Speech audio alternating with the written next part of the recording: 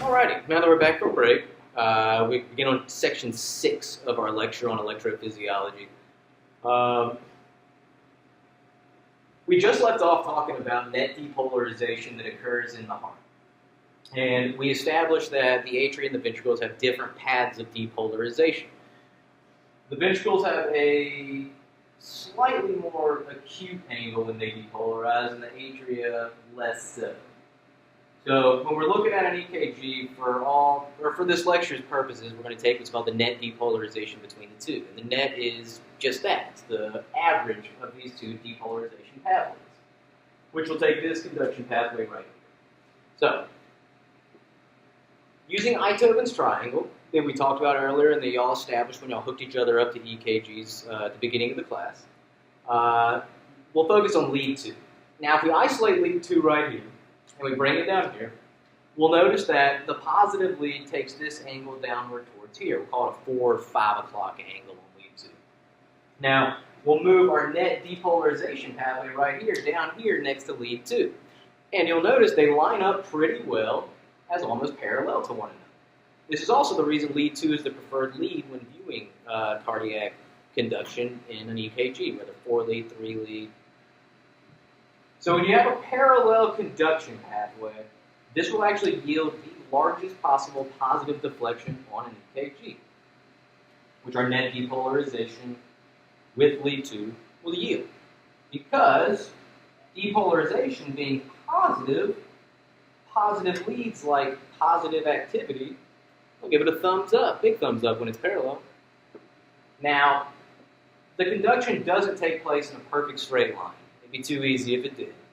Instead, it takes various pathways as it reaches its way from the SA to the AV to the bundle to the Purkinje fibers, etc., and completes a PQRST. In that pathway, there will be some diagonal movement. And diagonal movement is, it's still moving towards our positive lead, but not in a perfectly parallel fashion. It'll take something along these lines, maybe something like this. But when that occurs, you still get a positive deflection, just not one as perfect as parallel. So it'll be kind of a medium positive deflection. And going even further with that, there are some conduction paths that move perpendicular to our view lead. When I say perpendicular, I don't mean kind of, I mean at a perfect 90-degree angle. When that occurs, you will either get no deflection whatsoever, or a biphasic deflection. And a biphasic deflection is the same height upward as downward for a net of 0. Now, oftentimes, conduction will actually go against our positive lead, going towards our negative lead. And if we apply what we know with positive deflections, what do you think a reverse parallel would look like? Negative. It would be negative. Would it be medium, big? Big negative deflection, correct. Continuing with a reverse diagonal conduction pathway. We think it's going to be positive, negative, negative, large, medium. Anybody?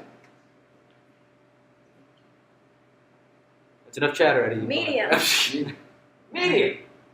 That's correct. Now, again, all of this is deviating from our isoelectric line.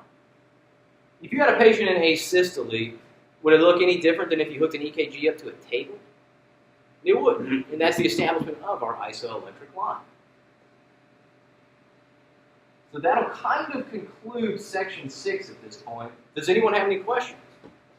What you got? So does it talk about anything about circulation, or is this only dealing with electrical conduction? Well, at the beginning of the lecture, we talked about an EKG being a vector measurement that measures force and the direction of that force. This is going to detect conduction. However, in the conduction, you can see contractile patterns that correlate to what you're doing with an EKG. If that makes sense. How do you determine what your baseline is? The baseline we also call the isoelectric line. So if a patient is in asystole with zero activity whatsoever, you're going to have the flat line. That'll be our isoelectric. Once a conduction is picked up in an EKG, that is where we'll have deviations that are both positive and negative. And